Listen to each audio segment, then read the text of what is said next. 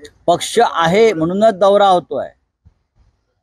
पक्ष जागेवर आहे, कार्यकर्ते जागेवर आहे, शिवसैनिक जागेवर आहेत.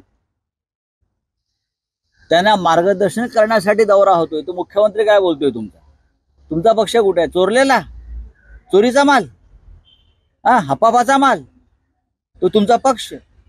हिम्मत असेल तर स्वतःचा पक्ष उभा करा, स्थापन करा आणि मग बोला. चोरलेल्या पक्षावर डिंग मारू नका, बरं का. स्वतःचा पक्ष स्थापन करण्याची हिम्मत दाखवा. होय, मी एकनाथ शिंदे, हा माझा पक्ष, हे लोक मी निवडून आणले, हे माझं राजकारण.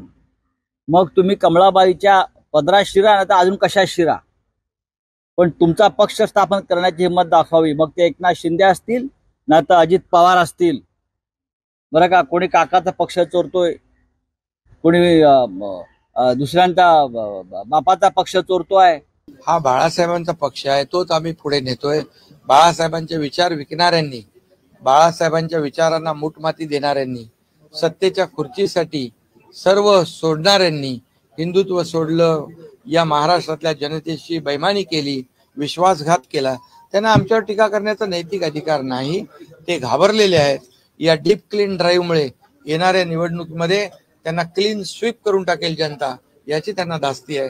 त्यामुळे त्यांचे आरोप प्रत्यारोप, आता जेव्हा त्यांच्या बाजूने निकाल लागतो ती संस्था चांगली असते, जेव्हा त्यांच्या मेरिटवर निकाल लागतो तेव्हा ती संस्था वाईट असते. मग त्याच्यावर आरोप करणं, चुनाव आयोग म्हणणं, चोरो के सरदार म्हणणं, स्पीकरवर आरोप करणं, हे लोकशाहीमध्ये घातक आहे. आणि याला जनता सडेतोड उत्तर येणाऱ्या निवडणुकीमध्ये देईल.